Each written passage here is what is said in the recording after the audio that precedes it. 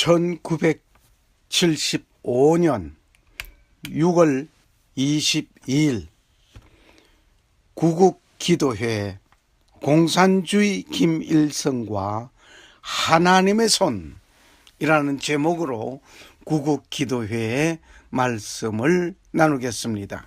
이사야서 41장 8절에서 14절을 보면서 하나님은 회개한 야곱같이 믿음의 조상 아브라함같이 우리를 붙들어 주시겠다고 말씀해 주셨습니다. 고로 두려워하지 말자라고 명하고 싶습니다. 그러나 아브라함같이 믿음이 없고 야곱같이 회개 아니하면 저 공산주의 김일성이란 몽둥이를 이용할 거예요. 먼저 아브라함 믿음은 무엇인가? 히브리서 11장 8절에서 10절, 로마서 4장 16절 믿음의 조상이라는 말씀이 있습니다. 소망을 가지었습니다. 그들은 갈대아 우르에서 하나님의 명령을 따라 약속 믿고 나선 소망을 간직한 아브라함이었습니다. 그리고 장차 오실 예수님을 믿었습니다.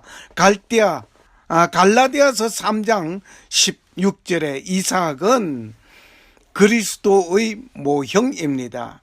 이삭의 후손으로 오신 예수님의 족보 이삭이었습니다. 구약된 오실 예수를 믿고 구원을 받았습니다. 신약된 오신 예수 그리스도를 믿고 구원을 받았습니다. 오늘에는 오셨던 예수님을 믿고 구원받는 것입니다. 부활 사상이 뚜렷한 믿음이었다는 사실을 봅니다. 히브리서 11장 18절 19절에 아들을 잡아 제사 지냄을 본 것은 다시 살리실 것을 믿었다는 증거입니다. 그리고 아브라함의 믿음은 사랑을 간직한 믿음의 사람이었습니다. 사랑이란 give and take, 주고 받는 것이라고 누구는 말하고 있습니다. 먼저 주었어요. 하나님께서 독생자 예수를 대속물로 내어주신 것 같이 아브라함은 이삭을 번제로 바치는 아끼지 아니하는 하나님께 드리는 나의 독자까지 바치는 순수한 헌신적인 사랑이었습니다. 여기에 야곱의 회개를 한번 봅시다. 야곱의 회개는 무엇입니까? 창세기 32장 24절에서 32절에 약복강가에 있었던 철야 기도를 보시라고요. 네 이름이 뭐냐? 예, 내 이름은 야곱입니다 라고 그는 말을 합니다. 야곱이란 말은 사기꾼이란 말이에요. 거짓말쟁이, 간사한 자요, 축복이라고 하면 수단과 방법을 가리지 아니하는 자라는 그 야곱이 회개하였습니다. 이때 이제부터 이스라엘이라 라고 축복해 주심을 받는 야곱이었습니다. 이렇게 자신의 죄를 회개하는 자가 되어야 할 것입니다. 세 번째로 볼 때 공산주의 김일성은 어떤 자인가를 한번 알아봐야 하겠습니다. 우리에게는 민족 역사에 씻을 수 없는 피비린내 나는 동족 혈전이 1950년 6월 25일 주일 새벽 평화스러운 예배당 종소리와 함께 일어났던 날이 바로 25주년 맞이하였습니다. 이 일은 세계 역사상에도 없는 전쟁의 하나였습니다. 이는 단 3일 만에 서울 수도가 완전히 함락되었습니다. 공산주의가 과연 무엇입니까? 공산당은 사이공에서 바오 목사님이 마지막 피 맺힌 마지막 서신을 우리 총회 신학교에 보내왔습니다. 때는 이미 늦었습니다. 수많은 젊은이들이 예수 없이 죽어갔습니다. 천국에서 여러분 만나기 원합니다. 한국에 다시 가기를 원한다 하는 마음, 이는 이제 불가능할 것 같습니다. 아마 이 편지가 마지막 글이 될지 모릅니다. 그리고 다시 한국에 돌아가리라 기대하지도 못합니다. 저를 위해 기도하여 주십시오. 무엇 때문에 이런 글의 서한을 받게 되며 쓰게 되었을까? 그리고 월남 피난민 수용소에서 연고지가 없어서 오가지 못하는 피난민들의 서러움은 무엇 때문인가요? 누구 때문인가요? 오늘 전 세계적인 악은 종교계, 정치계, 사상계, 도덕계 등으로 어떤 분류이라 할지라도 그 분류에 따라 악이 있습니다. 이것은 크고 한마디로 말하자면 공산주의는 세계 어느 분류에도 인류에게 최악의 대표자라고 볼 수 있습니다. 왜 공산주의가 최악의 대표자일까요? 이는 하나님을 떠났기 때문입니다. 공산주의자 속에는 살부회가 있습니다. 살부회는 아버지 죽이는 것을 말합니다. 살모회는 어머니를 죽이는 것을 말합니다. 살자회는 자식을 죽이는 것입니다. 형제를 죽이는 살인마들이 공산주의자라는 사실을 오늘 여러분과 내가 잘 알아야 할 것입니다. 왜 이렇게 되었습니까? 그들이 정치 체제가 가정은 제1 감시 대상 기구이라는 사실을 우리는 알아야 합니다. 즉 아버지는 노동당의, 어머니는 여성 동맹의, 형은 청년 동맹의, 학생은 학생 동맹의, 영아는 영아 동맹에 가입시켜 놓고 때때로 자아 비판을 시키고 있기 때문입니다. 이 자아 비판 속에서는 아버지가 자기 아내를, 아들, 딸들을 잘못되어져 있는 그것을 말하게 되니 심각한 문제가 생깁니다. 그 속에서 때로는 살부해서 사람을 죽일 수 있고, 아들이 아버지를 죽일 수 있고, 어머니를 죽일 수도 있고, 자식을 죽일 수도 있는, 형제를 죽일 수 있는 그런 무시무시하고 어마어마한 행동을 하는 것이 공산당들의 그 술법이었고 그들의 체제였습니다. 체제 유지를 위해서 그렇게 합니다. 이때 그 온 식구가 동일한 비판에 나와야 부동하게 되면 문책의 대상이 되며 보고를 아니할 때 반동이라 하여 죽게 되는 것입니다. 이리하여 자신이 살기 위하여는 자식이 부모를 자식을 서로가 서로를 죽이는데 앞장서게 되는 것이라 말입니다. 공산주의자들이 모이게 된 것은 물건을 공동으로 균등하게 나누어 소유한다는 커뮤니즘이라는 뜻의 말에서 나왔습니다. 공산주의, 이 구호를 내걸고 북한을 장악했고 계속하여 남한까지 장악하려 하였습니다. 그러나 그들은 1인 독식이었습니다. 공산주의의 정체는 1956년 소련 공산당 정당 대회에 후르시초프는 다음과 같은 일들을 했습니다. 1934년 스탈린에게 정권을 잡도록 했던 139명의 사람 중에 98명을 반역죄로 죄명으로 죽이고 말았습니다.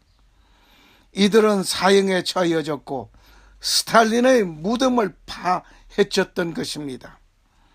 그 같은 일을 통하여 공산주의는 커뮤니즘이라 1인 독식과 이미 분명하다는 것을 보게 된 것입니다. 이 일은 소련이었다라고 하면 북한을 보자. 물론 애국자는 살아남을 수 없는 것이 분명한 것입니다. 그런데 공산주의 운동을 하던 자까지 공산주의 김일성은 체포하여 죽였습니다. 해방과 함께 먼저 희생당한 것은 현준혁이었습니다. 이 현준혁은 이북 공산당 지도자로 활약하였던 자입니다. 즉 공산당 지도자를 공산주의자들이 암살해 죽였단 말입니다. 이 일을 백색이라고 우기고 있습니다. 재미있는 사건 하나 있습니다. 신의주 학생 사건 말입니다. 1945년 11월 3일 젊은 학생들이 공산주의 반대 의거였습니다. 이때 무차별 학살은 꿈엔들 잊을 수 없는 사건이었습니다. 이때 김일성이와 김일성 본명은 김성주입니다. 김일성 말을 하더라도 그 본명은 김성주라고 우리는 알아들어야 할 것입니다. 무정장군은 동중학교 교정에 김일성이 연설이 있었습니다.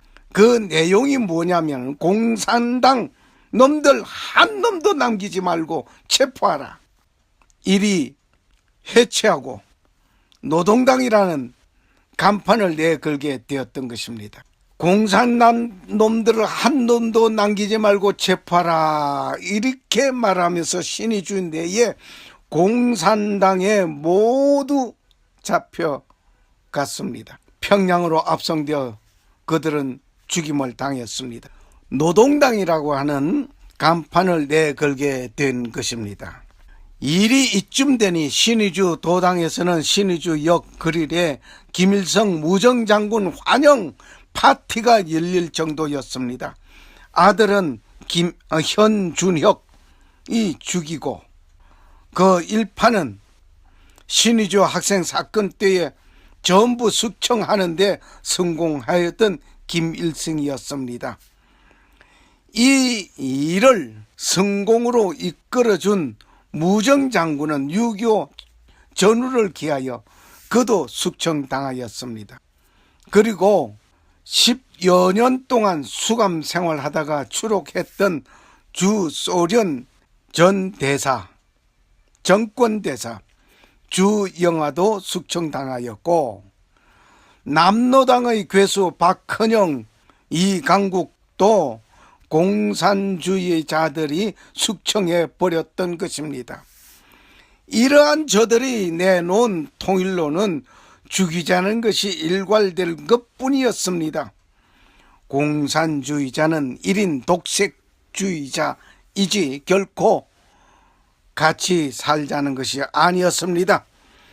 적화 통일의 야욕으로 불법 남침이 25년이 된 오늘 휴전선의 비밀 땅굴은 모두 17개로 추정되며 발견된 것만 3개입니다.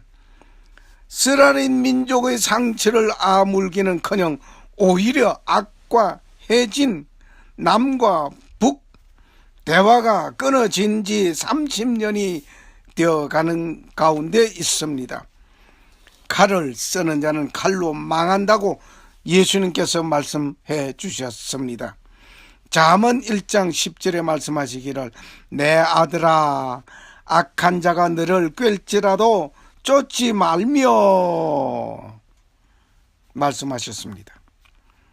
잠언 1장 10절에서 16절에 보면 성경은 악한 자가 공산주의자임을 증명해 주고 있습니다.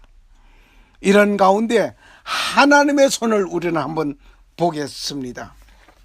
하나님의 손은 어떠한 하나님의 손인가? 이렇게 무서운 상황 아래 처하여 있는 우리 모두에게 하나님은 말씀하십니다. 두려워 말라고 말씀하십니다. 어떻게 하시기에 두려워 않게 되겠는가? 하나님의 의로운 오른손으로 우리의 오른손을 붙들고는 도와주실 것이 분명하고 약속하였기 때문입니다. 어떠한 자에게 도와주시며 붙들어 주시겠습니까? 역시 아브라함 같은 믿음으로 야곱같이 회개해야 할 것입니다. 하나님은 마음이 상한 자에게 가까이 하시고 중심에 통회하는 자에게 구원을 주시는 하나님이십니다. 시편 34편 18절 말씀. 내 나라 잃고 내가 살 수 있고 신앙할 수 있겠습니까? 다시 말을 해서 내 나라 내 주권을 잃어버리고 내가 신앙생활을 할 수 있겠느냐 말입니다. 나라 잃기 전에 회개하여 민족을 먼저 살려야 할 것입니다. 이 민족, 이 나라를 먼저 살리는 방법은 회개해야 합니다. 우리의 주의가 어떠하다 해도 예수님을 믿으셔야 합니다. 그리고 회개하여야 합니다. 무슨 회개할까요? 무엇을 회개할까요? 지금까지 내 자아중심 생활을 했던 것을 회개하셔야 합니다. 일을 하지 않으면 계속하여 내 아니란 생각, 이기적인 생각에서 배만 위하여 살게 될 것입니다. 내가 철저히 예수님의 신봉자 되지 못하였던 것을 회개하여야 할 것입니다. 세 번째로, 내가 그리스도의 제자로서 명령 준행 못했던 것을 회개해야 할 것입니다. 먼저 전도하라, 기도하라, 기뻐하라, 감사하라, 죽도록 충성하라. 네 번째로, 내 나라와 내 민족이 토탄 속에 있는데 이를 위하여 기도하지 못하였던 것을 회개해야 합니다. 다섯 번째로, 나는 회개할 것 없이 충성스럽게 잘하였으니 나는 됐어 라고 생각하는 자 있습니까? 그러한 분이 있다면 그것까지 회개하셔야 합니다. 그리고 더욱 열심히 잘 생각 못하였던 것 회개해야 할 것입니다.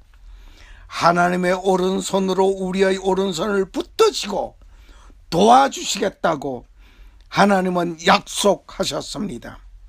고로 두려워 말고 예수 그리스도를 믿고 회개하는 하나님의 손을 의지하고 살아야 합니다. 악한 한 사람이 범죄함으로 민족이 망하였습니다. 가정이 망하고 개인이 망하였습니다. 이제 니느웨 성의 회개 운동이 이 강산에 일어나도록 회개하는 우리 모두가 되어 이 길만이 민족이 사는 길이요 내 나라가 사는 길입니다.